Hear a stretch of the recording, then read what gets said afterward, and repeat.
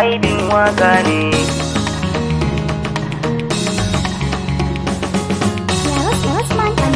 Soyayya ta haɗa mu da ni da ke sahibata, auren maza a ɗaura idan da rai za a sha kallo. Auren maza a ɗaura idan da rai za a sha kallo.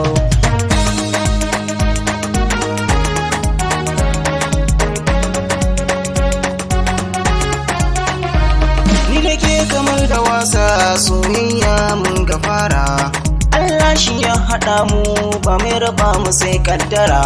Saki shi yake gudana jinin jikina ya ratsa, daure karki bar ni idan kika bar ni za a min gwalo. Soyayya ta haɗa mu da ni da ke sahibata, auren maza a ɗaura idan da rai za a sha kallo. Da za a tsaga fata ta sunan ki ne zai fito tawa, ke ce farin ciki na rashin ki zai shiga damuwa. Kyakkyawar bebi na tauraruwa kin haska kowa, zuciyata ta kice duk inda kike za a gani na bullo. Soyayya ta haɗa mu da ni da ke sahibata, auren maza a ɗaura idan da rai za a sha kallo.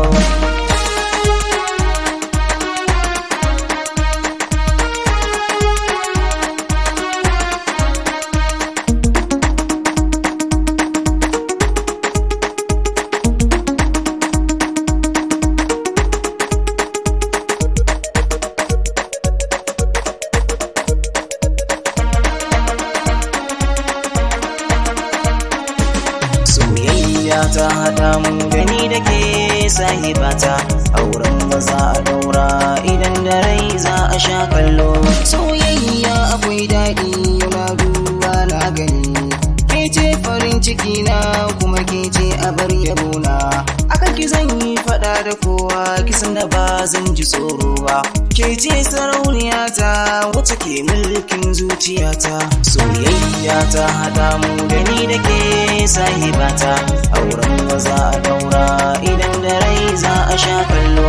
Ki tausaya guda mun yi faɗa ni da ke karki bar ni, idan so cuta ne gare ni ke ce magani. Ki tausaya wa ruhina domin akan ki ne tanadi. Allahu na gode maka, kai ne ka bani autar mata, aibin waka ne. Soyayya ta haɗa mu da ni da ke sahibata, auren maza a ɗaura idan da rai za a sha kallo. Auren maza a ɗaura idan